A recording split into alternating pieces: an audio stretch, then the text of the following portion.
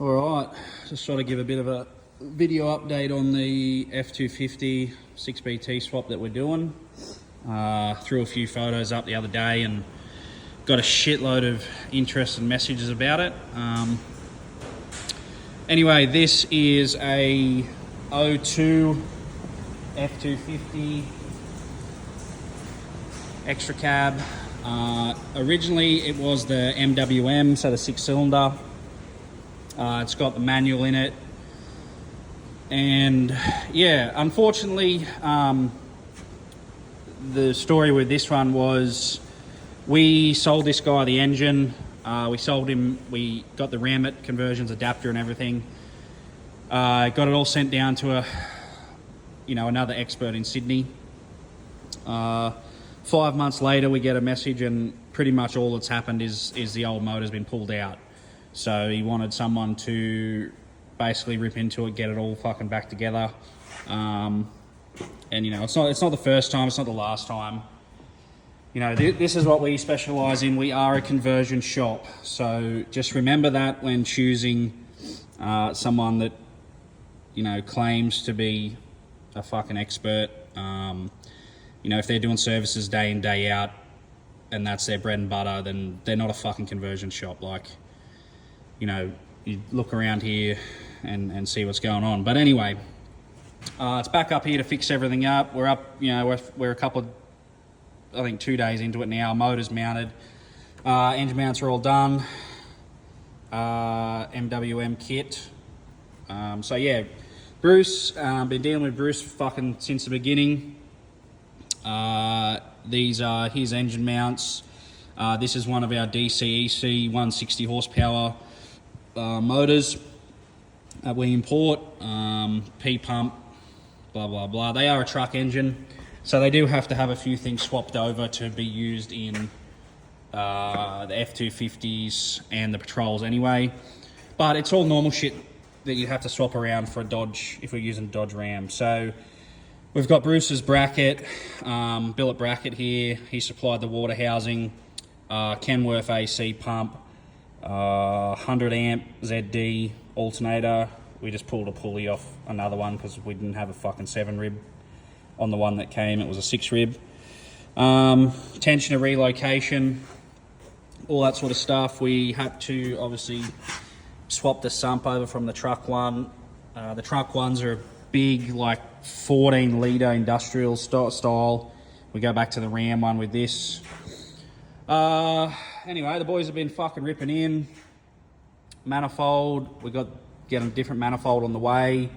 But yeah, as you can see, we've ripped all the wiring out.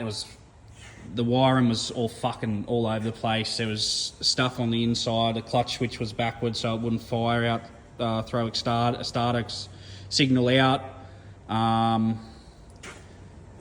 Yeah, so we've put the hydraulic pump on.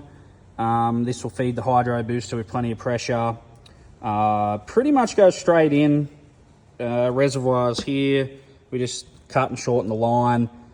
Then pressure side with a, I think it was a 3/4 JIC fitting. Then from the pump M20, I believe, out to a JIC. Anyway, we've hooked up all the fuel. We've got injector return, pump return, fuel in. We use all push lock stuff. These things are rated to like 150 PSI, so you don't actually need a clamp on them. We do put a clamp on the power steer and stuff lightly, only because this stuff gets super hot and cold all the time, so it can sort of, loosen that. Even though it's rated hose, it can loosen that up a little bit. But anyway, yeah, Bruce uses the Gen 2 engine mounts, and then he makes the adapter plates, and that usually comes up with 2 bolts at the top, but we added an extra gusset. I don't know, it's not fucking zooming in, but anyway, extra gusset and a 12mm, so it's got 3 points of contact to the rail. Depends on how much power you're going to put through it and how much towing you do, whether you need that or not. But these are a big truck. I think they can tow 4,200 or 4,500. But yeah, anyway, cleaning up all that. You know, chassis earths, big earths down there, up to here. This was a fucking nightmare. It just had shit all over the place. Dodgy dual battery system, you know, dodgy fucking tray. King's fucking spotlight looms or some shit. So yeah, we've rerun everything. Everything's got big Deutschies on it. Strip back the harness, pull it all back through, shorten everything. Water temp adapters, oil pressure adapter. Very simple to swap these things over. It is a bit labour intensive, but once you get it all, you know, up and running, in position, it's not too bad. So, you know, these are a good swap, especially if you can pick these things up for like 20 grand with a blown up motor. Throw another, this motor was 8 grand, maybe 3 in the adapter kit. You're looking at roughly around 10 grand or 100 hours labour, give or take a little bit. Drop the motor in. It's a little bit more annoying because we didn't pull any of the front apart, so we have to put someone else's junk back together. You know, we got everything just thrown in the box. Nothing was labelled.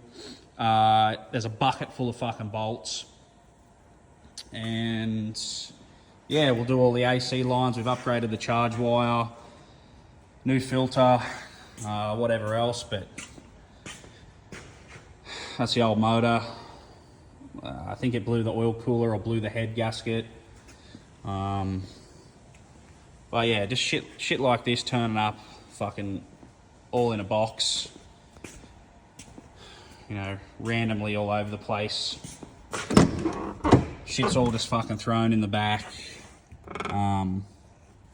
Yeah, it's pretty disappointing, you know. And this is a Sydney area. We had one come up from Canberra for a patrol, and they had it for fucking 4 or 5 months, and we had it back on the road in 2 weeks. Like, you know, we're not the most expensive out there, and we're not the fucking cheapest, but yeah, it just fucking annoys me when, you know, people are claiming conversions and they've never fucking done one, and they, you know, anyway, it's not my problem. At the end of the day, the customer's fucking paying for, you know, him sending it to them first and not to us.